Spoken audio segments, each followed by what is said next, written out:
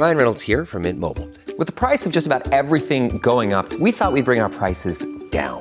So to help us, we brought in a reverse auctioneer, which is apparently a thing. Mint Mobile Unlimited Premium Wireless. How to get 30, 30, bit to get 30, bit to get 20, 20, 20, bit to get 20, 20, bit to get 15, 15, 15, 15, just $15 a month? Sold! Give it a try at mintmobile.com/switch. Upfront payment of $45 for 3-month plan, equivalent to $15 per month required. New customer offer for first 3 months only. Speed slow after 35 gigabytes if network's busy. Taxes and fees extra. See mintmobile.com. Craving your next action-packed adventure? Audible delivers thrills of every kind on your command. Like Project Hail Mary by Andy Weir, where a lone astronaut must save humanity from extinction. Narrated with stunning intensity by Ray Porter. From electrifying suspense and daring quests to spine-tingling horror and romance in far-off realms, unleash your adventurous side with gripping titles that'll keep you guessing. Discover exclusive Audible originals, hotly anticipated new releases, and must-listen bestsellers that hook you from the first minute. Because Audible knows there's no greater thrill than the one that speaks to you. Discover what lies beyond the edge of your seat. Start your free 30-day trial at audible.com/WonderyUS. That's audible.com/WonderyUS. This isn't your average business podcast, and he's not your average host. This is the James Altucher Show. Today on the James Altucher Show. You're literally the college student entrepreneur's dream come true. Build shit in your dorm room and make $1 billion doing it. I've been doing that since I was a little kid. You can't understand things unless you take them apart. Giving up the opportunity for a high-quality education was like the most disastrous decision any person could make. That I decided that, this wasn't just a fun little thing I was doing on the side to earn a couple of extra bucks. It was actually pulling me in a much bigger way. It was what I was passionate about, what I was excited about. I saw this great opportunity. We got a glimpse of the future, and we're not going to go back to the way it was. Everything in the physical world is becoming intelligent.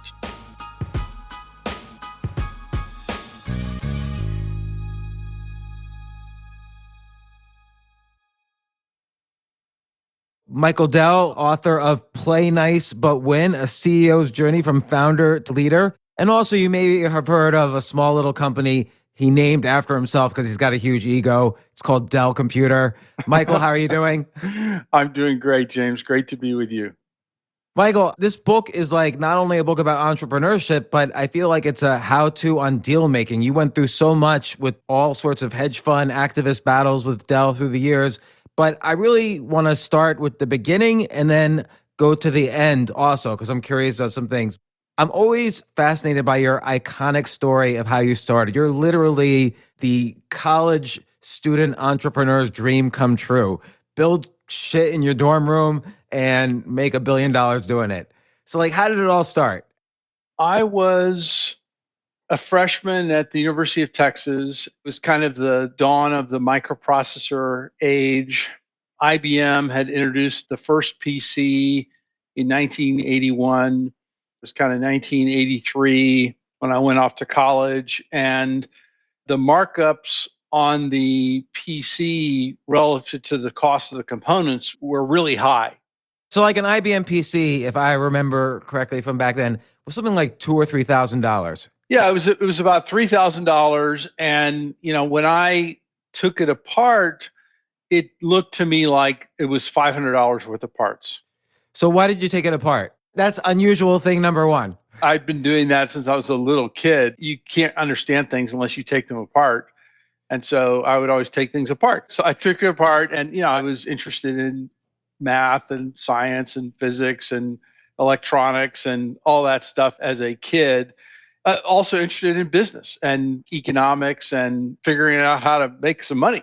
So this $500 worth of parts they were selling for $3,000 kind of seemed like a criminal enterprise. So I started upgrading more basic versions of the PC, started doing that in my dorm room. That's actually how the company started, by making kits to upgrade the original IBM PC to add hard drives and memory onto the PC. And your initial customers were just like parents of your friends, or how did it amass to be enough customers that you thought to yourself, whoa, I could make some money doing this? Interestingly, it was not the students. The students were not interested in having computers at that time, at least not the students that I was hanging around. So um, it was doctors' offices, lawyers' offices, small businesses. How'd they hear about you? Well, I started running little tiny ads like in the classified section of the local paper. And the other thing that was interesting was I was in Austin, which is the state capital, and turns out about 2 or 3 blocks away from my dorm room was the state government office where they would issue all the requests for bids for the state. And so I would, ride my bike over there and literally get the pieces of paper for all the things the state wanted bids on. And I would just start bidding on these things. And I won a bunch of them. Like, what was an example? Give an example bid that you won. It would be like, 10 upgrade cards for IBM PCs, or, 3 computers with monitors and that sort of thing. So I was selling to the state, I was selling to small businesses, and it got up to about $80,000 a month when I was in my dorm room. And I thought, hey, if I got an office, maybe I could 10X it. I'm always just curious about that first moment when you thought to yourself, 80,000 a month. You might have thought to yourself, when I was doing a paper route, I was making $15 a week, and now I'm making 80,000 a month, and whatever the profits were. Good point. That's revenue, not profit. Right. But still, you had money. Were you thinking to yourself, this is going to be my job after college? Or were you thinking this is going to be a big business? Also, did other students know you were making this kind of money? And I know I'm kind of focusing on this. It's almost like I feel funny asking these questions, but they're honestly the things I'm really curious about. It was pretty incremental and step by step. I wasn't out kind of advertising how well I was doing to my friends or roommates.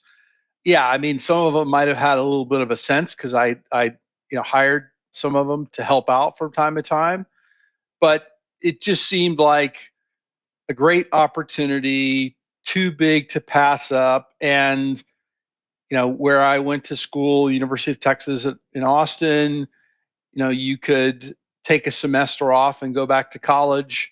So I convinced my parents that would be okay.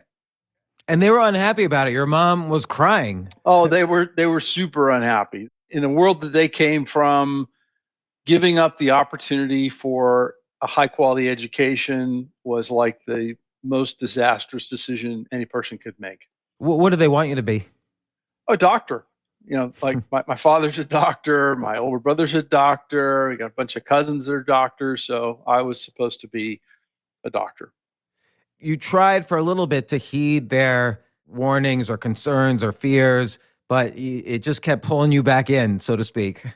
In 1983, I was kind of, doing this while I was going to school, and my parents heard about it, and they became progressively more and more concerned about it. At one point, we had a kind of an intervention, which I talk about in the book, and they made me commit to stopping this and focusing on my studies, which I did for about 10 days. And it was kind of in those 10 days that I decided that, this wasn't just a fun little thing I was doing on the side to earn a couple of extra bucks. It was actually pulling me in a much bigger way. It was what I was passionate about, what I was excited about. I saw this great opportunity. So it's interesting. It's almost like the struggle with your parents was a way to inform you of what you were truly passionate about. For sure. I would say if my parents had not intervened, I might have just kept it as kind of a little hobby thing and kept going to school. I mean, I don't know, but it's very possible. Well, what would, like, if a young person's listening to this and they're getting pressures from either parents or professors or friends, how do you maybe think about those pressures to find what's right for you as opposed to just, I mean, you did cave in a little bit, right? You went cold turkey, as you put it in the book, on computers for 10 whole days. But still, there must be some way to navigate all the disparate elements that try to persuade us that their way is the right way. And I'm not, and they do it with the best of intentions. But like you found your way through that maze, how do other people do it? How would you suggest other people do it? I think everybody's got to find their own way, maybe a little differently. I do get occasionally angry letters from parents, because I'm a bad example because I dropped out of college. But look, I think you have to risk adjust the decision. All right. I was in a situation where I saw tons of upside, and the downside was I just go back to college. Right. So, and if you got nothing to lose. So where are you in that process, and, how big of a risk, really is it? And I think college was a lot different then than now, in the sense that it was cheaper then. I mean, the cost of college and tuition has gone up faster than It was very inflation. cheap. It was like $400 or $500 a semester or something like that. It was insanely great value.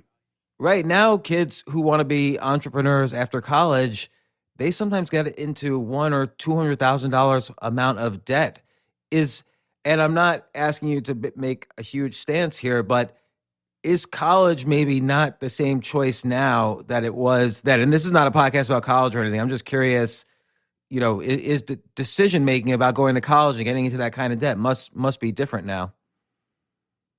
Well, certainly, even adjusted for inflation or anything else, it's quite a bit more money.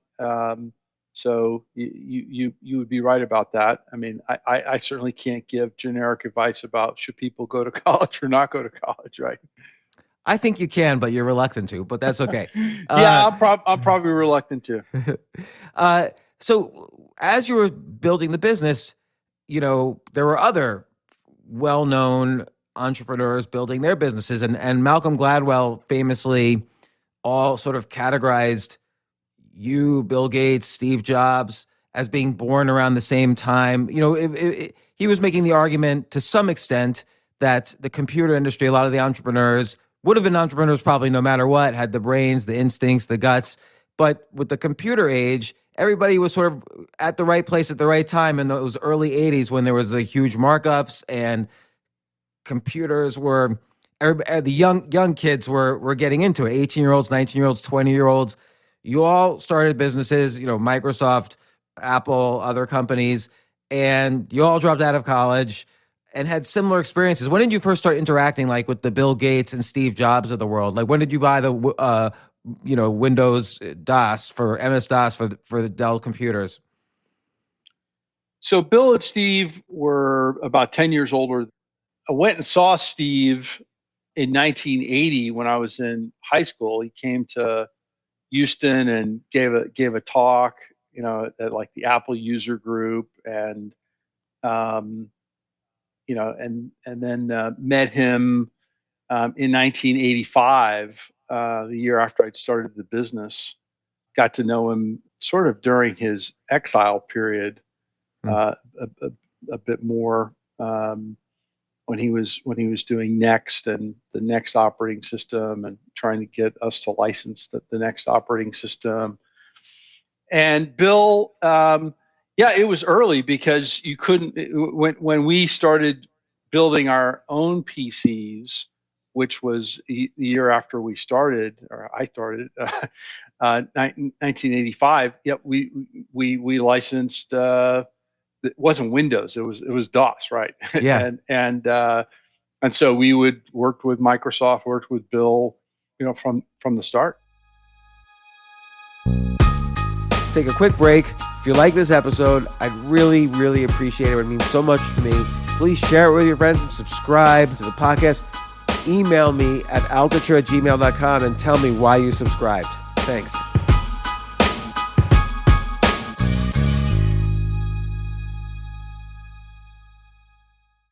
I think if you love cars, you love the Defender. We have a Defender, and my wife, she's had a Defender in one version or other since she was 18 years old, since she started driving. And our kids even learn how to drive on a Defender. They learn how to drive on the desert in Kuwait because not only is Defender, of course, great highway driving, but you could drive it. It's great for off-roading. You could drive it on the desert. And that was the place where my kids learned how to drive a car. That's why the Defender is the vehicle that's basically adapted for the city, but also for beyond. The Defender 90 is the original two-door Defender body design. It's a smaller silhouette, but fits for journeys of all size. There's 3D surround cameras with clear sight ground view, so it lets you see underneath the vehicle and anticipate obstacles and rough terrain. Again, for the urban city and beyond. There's a next-gen Pivi Pro infotainment system, which of course is great for 3 kids driving in the back seat, and intuitive driver displays that are customizable to your journey. Explore the Defender 90 at LandRoverUSA.com.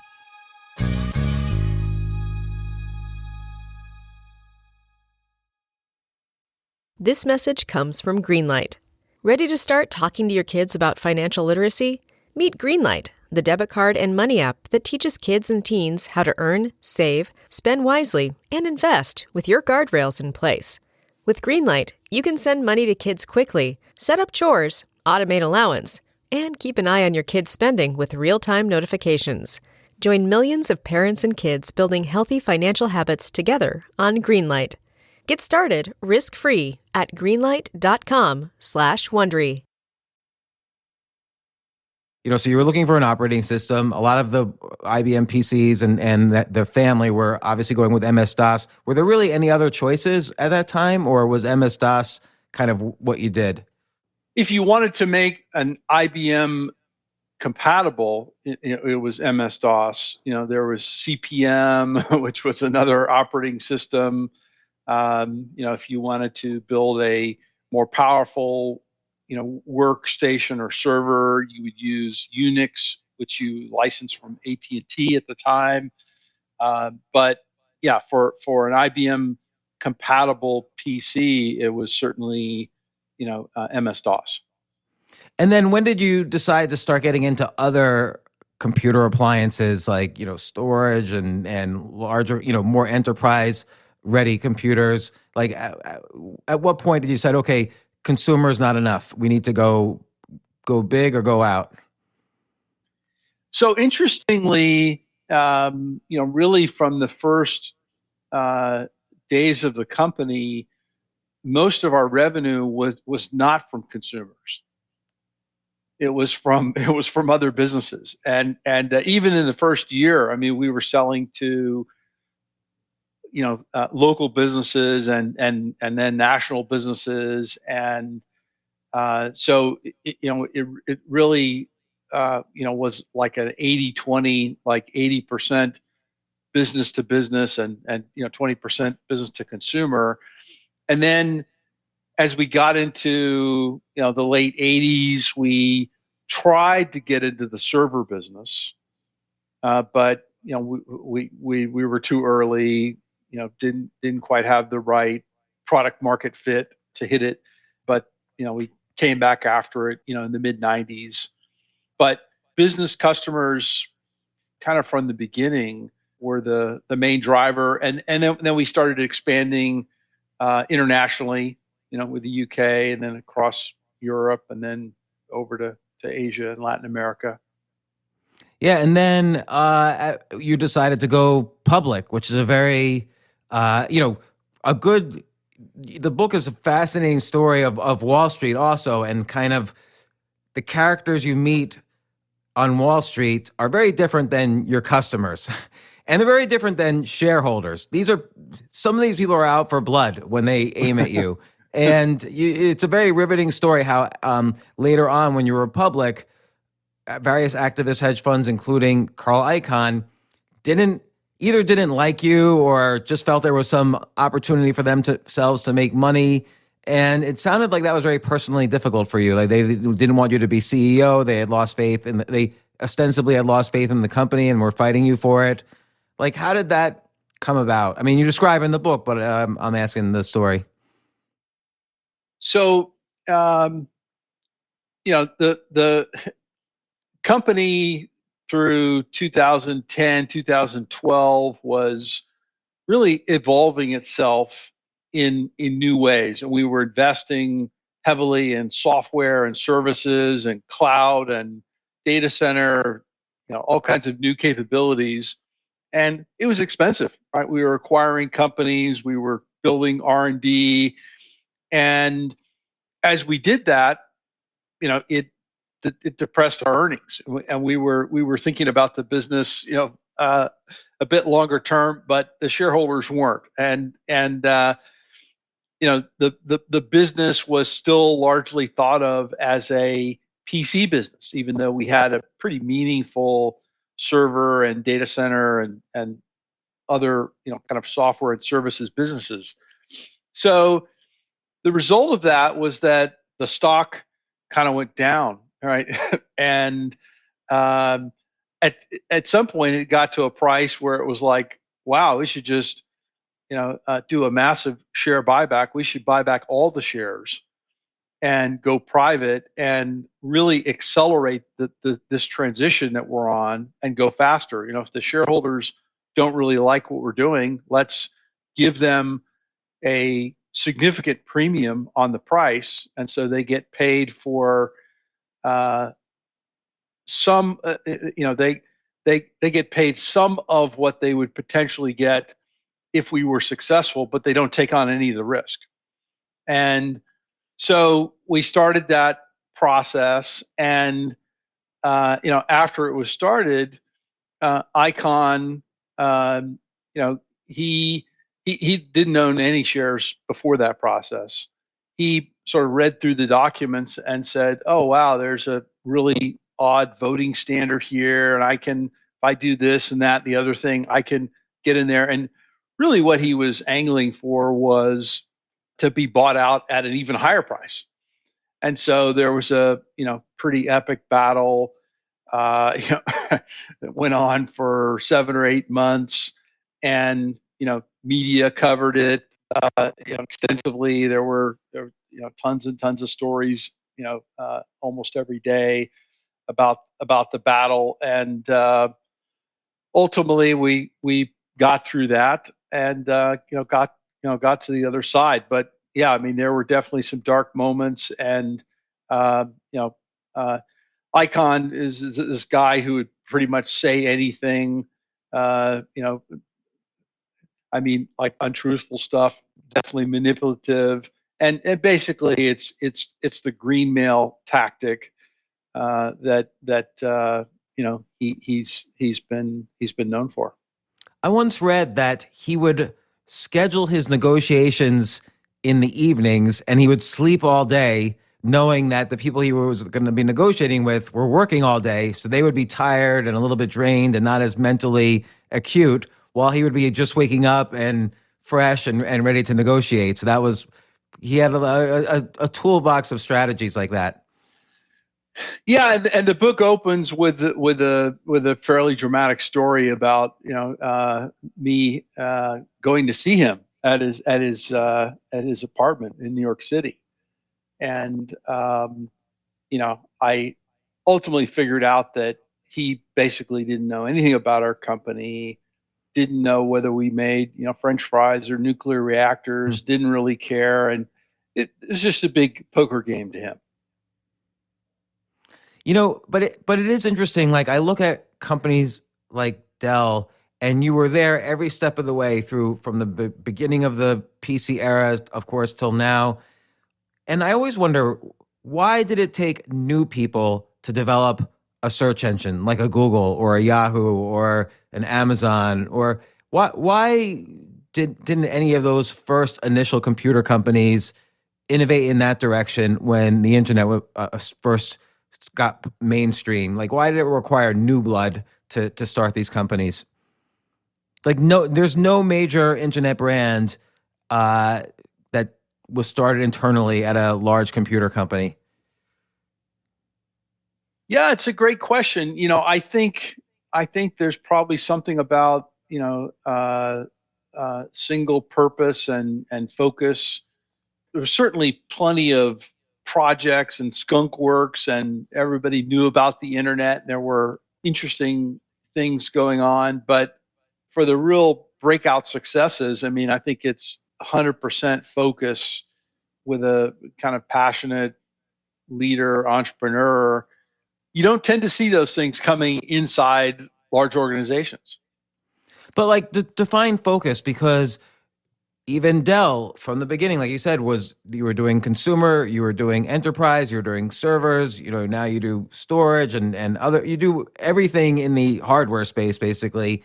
And Amazon's a good example of their sort of focus, but it's not just books. Then it became clothes. Then it became AWS and cloud services and all these other things. Like, people scale in different ways. And so define, what does focus mean? Because I feel like it could be wrongly used as well by entrepreneurs.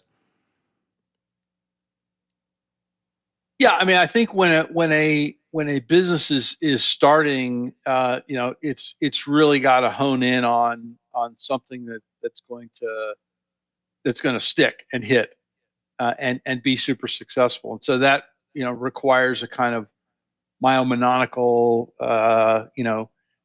just intense passion to understand it and to nail that one thing. And that's a pretty powerful force. Now, of course, most of those companies fail, right? Yes. But, Right. It's sort of what's a selection bias. We only know the ones that succeeded, not the thousands that failed. Yeah, and of course there were plenty of search engines, before Google, et cetera. Yeah. What was the first search engine that you used? Would have been like Alta Vista, I guess then Yahoo. I mean, I remember, of course we had the internet back in the 80s.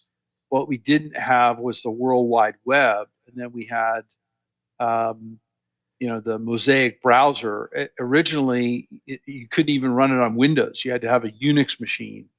And so I'd set that up, and we were enthralled with the World Wide Web because it was a fantastic way for us to display our products and connect with the customer, because we were in the business of sending out all these catalogs and getting people to call us on the phone. And now it was like, wow, you could put all this on this website and then people would click and buy. It was like a dream, so we jumped all over that. And obviously it was a massive accelerator to growth, from kind of the mid 90s, forward.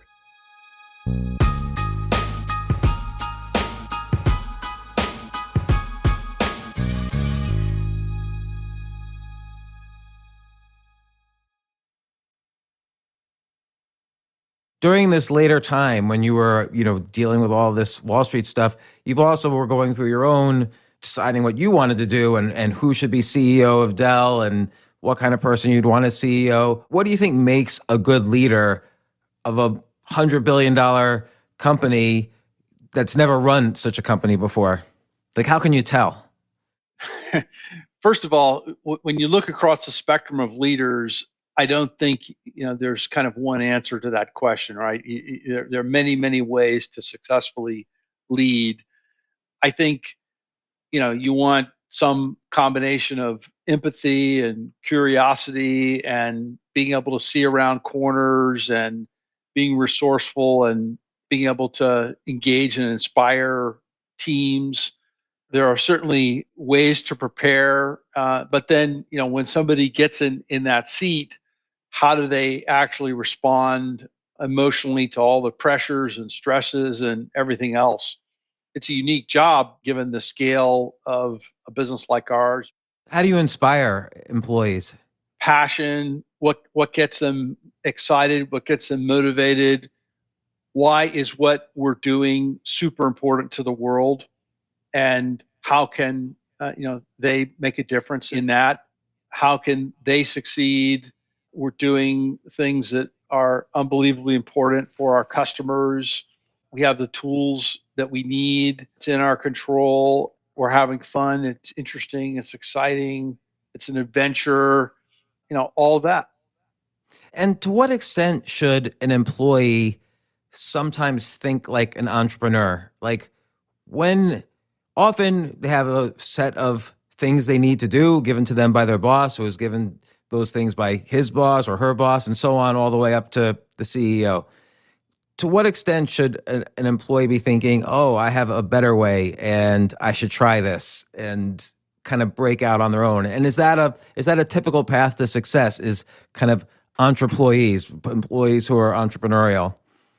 Well, this is kind of a big problem. As organizations get big, they will have a kind of less risk appetite and try to suppress these kind of people you're talking about. And so I think it's really important for organizations to, allow space for that and to nurture that and actually reward it. And so you want to embrace risk and make sure there's a place for it. You obviously don't want it everywhere, but when you're trying to do new things and innovating, coming up with new solutions, you're going to need people to take plenty of risk and to have very entrepreneurial approaches. I wonder if this, obviously the founders of all these big companies, they remain entrepreneurial all throughout. And, you've been very entrepreneurial throughout the whole career of Dell. And I remember the story in your book where you're negotiating with Steve Jobs about licensing his operating system for the Dell computer. And it was very aggressive terms that he was proposing.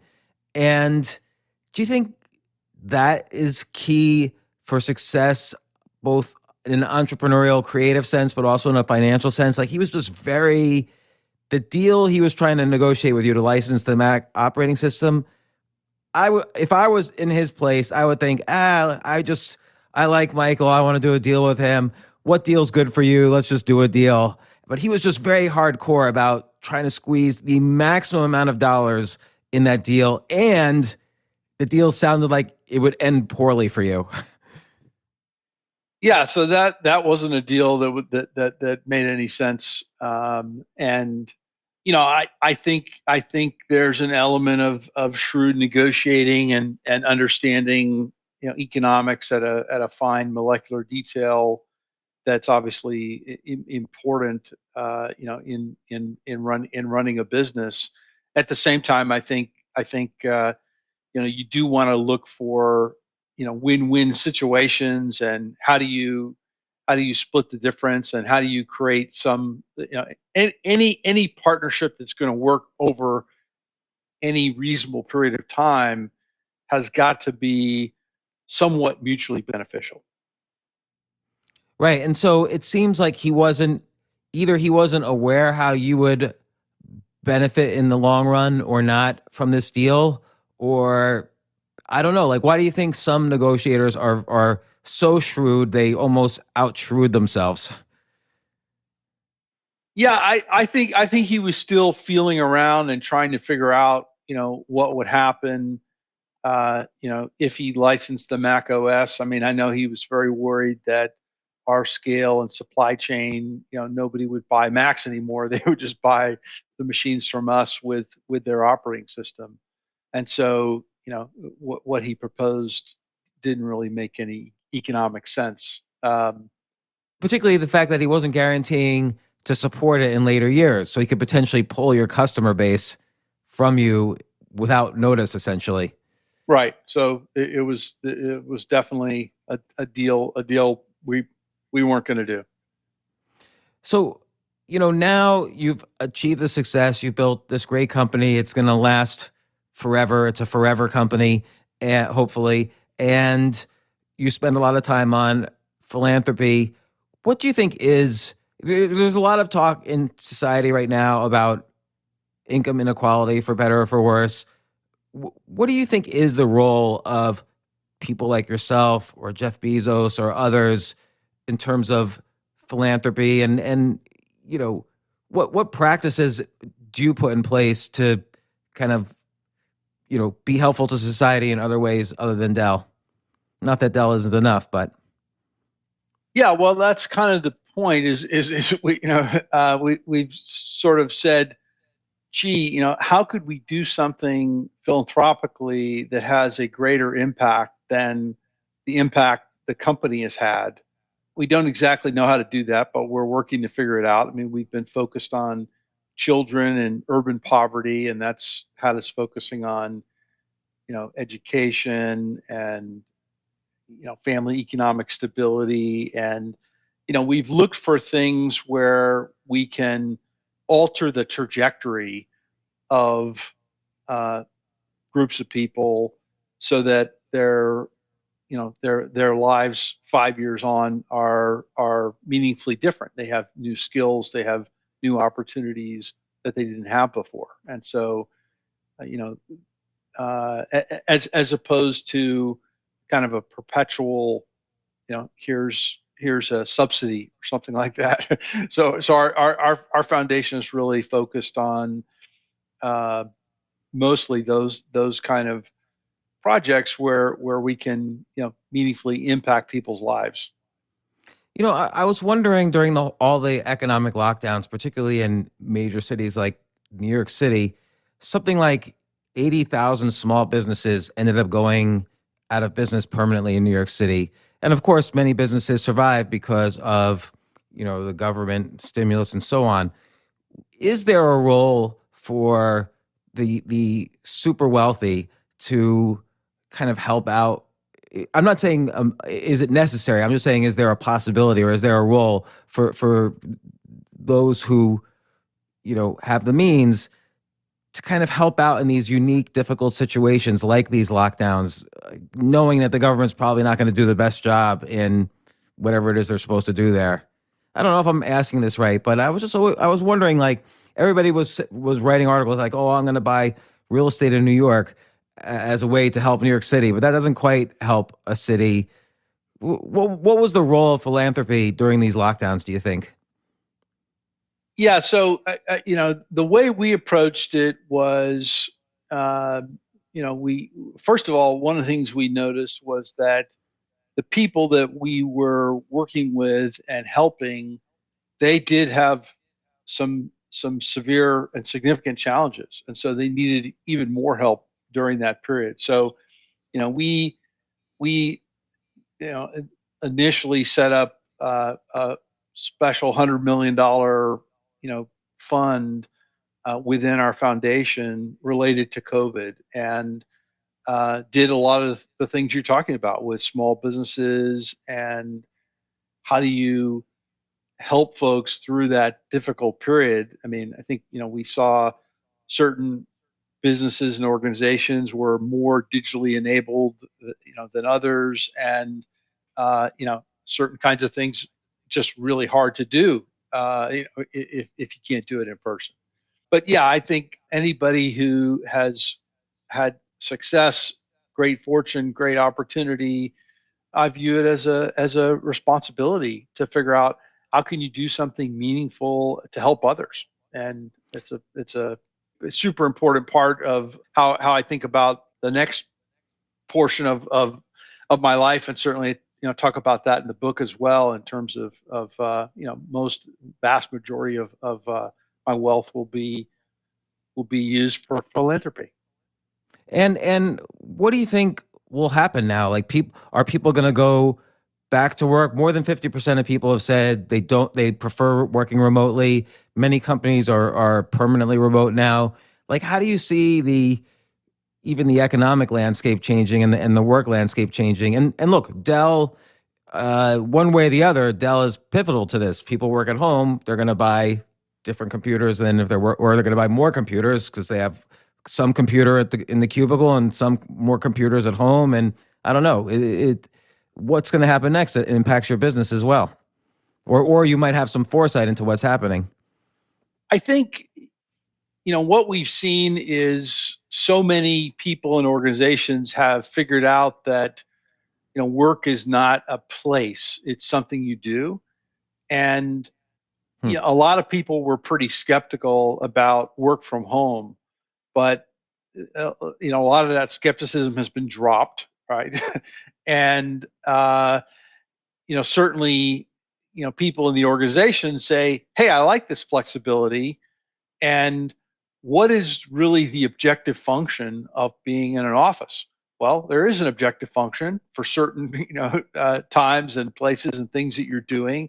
And so what is that going to look like? I think it'll vary by organization. I mean, you'll see businesses that say, all right, for these functions, these groups, we're going to meet on these certain days in person.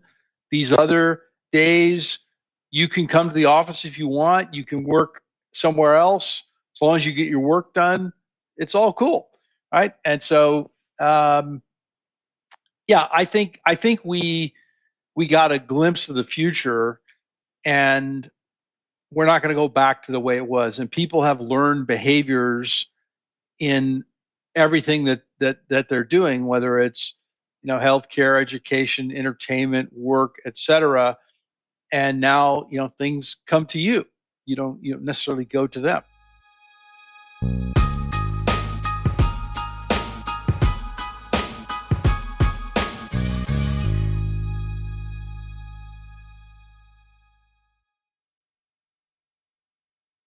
It's interesting. I don't know if he's an economist or urban planner, but the author Richard Florida has said that one role of cities is to be this kind of fountainhead of ideas and creativity for young people. It's where ideas and businesses and arts get started.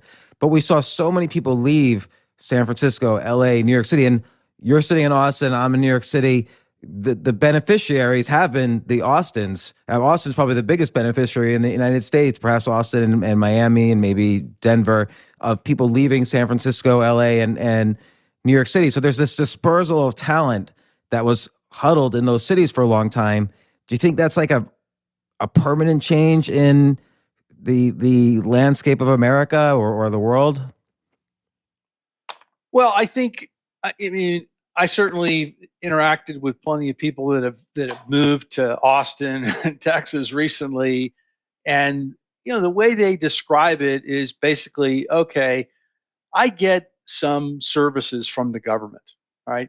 The government provides some kind of security or infrastructure, education, whatever, and a lot of them are just saying, well, what am I getting in return? How much am I paying for that, right? and if it costs a lot less in one place versus another, but I can still do everything that I want to do, and it's works just as well, or maybe in some cases better.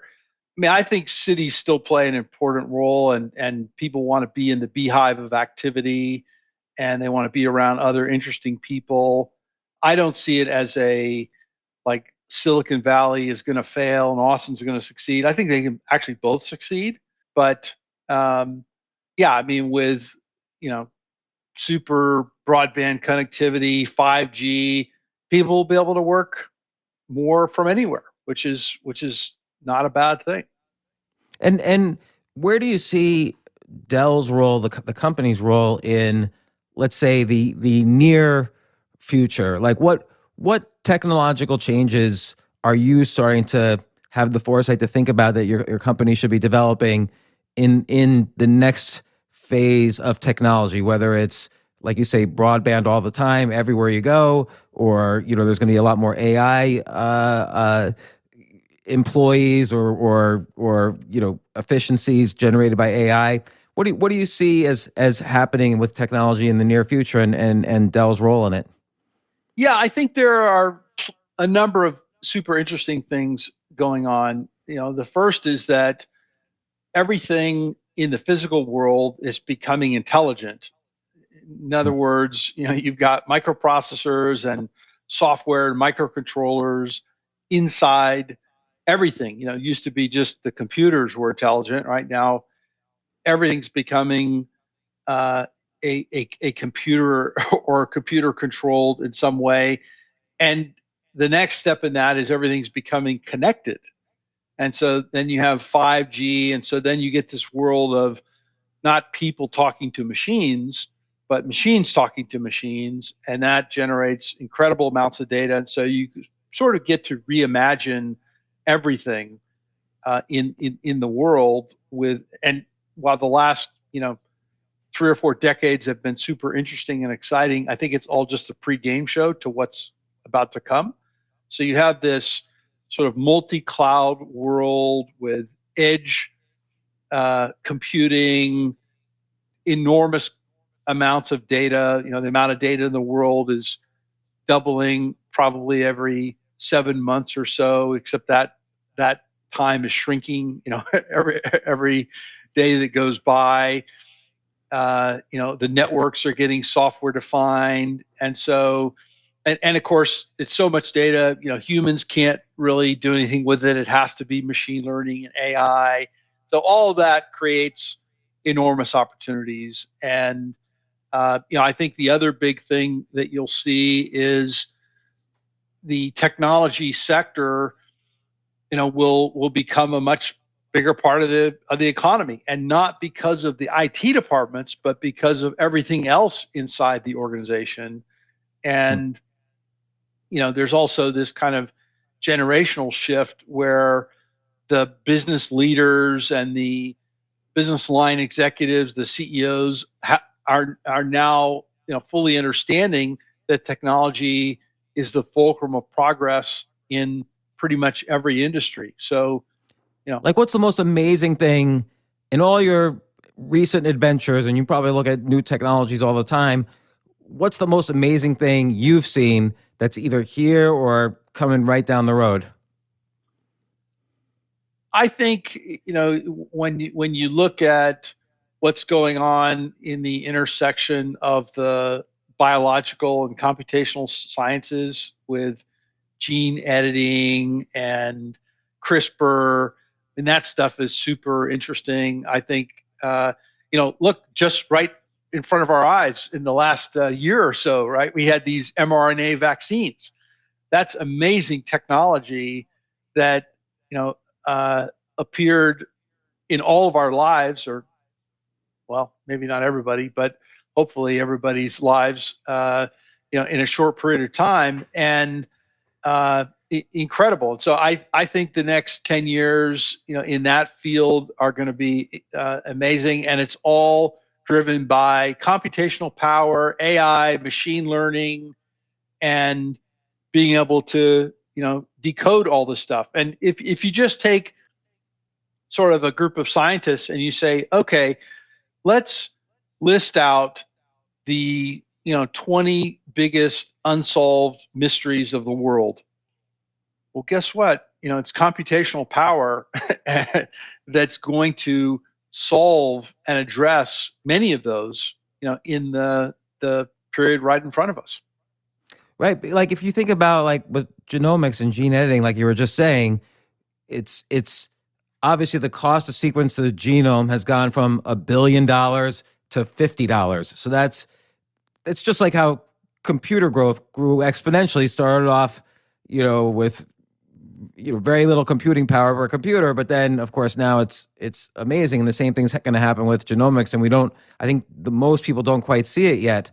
But right now, genomics is good for single gene mutations, things like that, where you could identify the exact gene that's causing a disease, for instance. But issues with protein folding or multiple genes that need to be edited, AI is going to have to play a role in that, for instance, just because humans can't. The complexity is too much. Yeah, and AI, drug discovery, and all the work around proteins is highly conducive to the advances in computational power. And I think what we think of as cancer, which obviously is many, many different forms. I think the next 10 years we're going to see enormous progress on that, driven by all this power. And so, what about in other areas? Like, what about money? Do you see anything in Bitcoin? Is that something interesting to you? Yeah, blockchain is very interesting. I mean, I think there's obviously some hype there, and some of it is not going to work. but that's true of any new technology. We definitely see blockchain having some use. Our customers are experimenting. Even if you look at sort of the 100 largest companies in the world, almost all of them have blockchain related programs, or certainly pilot programs that could have a meaningful impact on on their business. Like, what do you have going on? It's in supply chain, chain of custody, logistics, and then building tools to help our customers in banking, in insurance, because they need a kind of enterprise grade blockchain that can create new capabilities. But I would say, we're definitely, in the enterprise customers, it's more in the experiment, test, pilot kind of stage. Would you put any of Dell's cash reserves in a cryptocurrency, or you haven't really dealt with that? Not ready to do that just yet. I've certainly made some personal investments in that to understand it a little more and that sort of thing. But there's no Bitcoin on the Dell balance sheet at the moment. What about cybersecurity? This is obviously a huge issue for you, probably since day one of your business. Is it possible to defend ultimately against an aggressive enemy who's using cybersecurity, like a North Korea or, God forbid, a China that decides to attack? Because all the time we hear like, oh, Twitter out for 3 hours, and then it was some sort of weird attack. So this is clearly happening all the time, all around the world. Are we as smart as the bad guys? They only have to succeed once, and we have to defend everywhere. So that's part of the problem. Well, the cat and mouse game has been going on, since the beginning of time. I think it's going to keep going on. And one of the challenges relates to what we talked about earlier, which is everything becoming connected. So the attack surface becomes 1,000 times larger. And unfortunately, at the end of the day, you're still dealing with, humans who can make mistakes and be tricked and fooled. And so, it's a constant battle. We are building better and better technology that makes it super tough for the bad guys, which are concentrated in 4 specific countries, to get into these systems. And increasingly, we think about intrinsic security is to say, how do we build security into the cloud service and the product that we're creating, because trying to bolt these things on, and there are thousands of security companies that all claim to solve the problem. Some of them have to be lying. There's no way that it's all true. And even if it was, nobody can interpret 1,000 different security companies. So it's got to be more integrated and part of the solution. And the other thing is that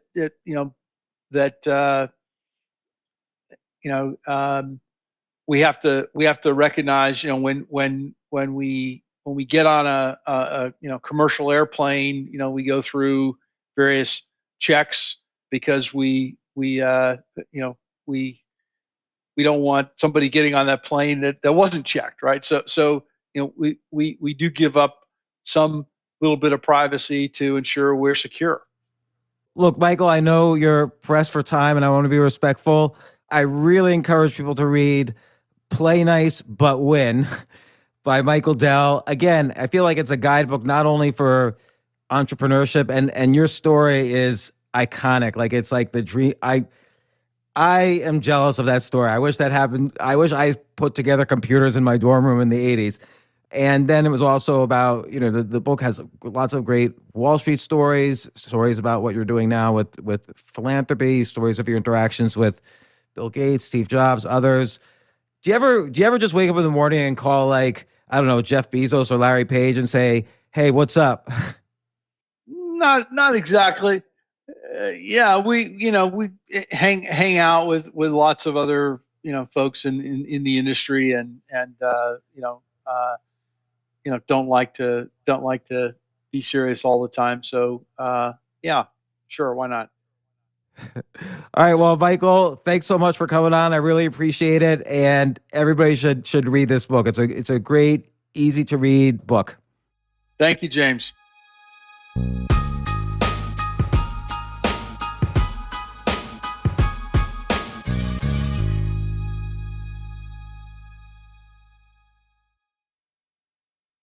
This summer, Pluto TV is exploding with thousands of free movies. Summer of Cinema is here. Feel the explosive action all summer long with movies like Gladiator, Mission Impossible, Beverly Hills Cop, Good Burger, and Transformers: Dark of the Moon. Bring the action with you and stream for free from all your favorite devices. Pluto TV. Stream now. Pay never.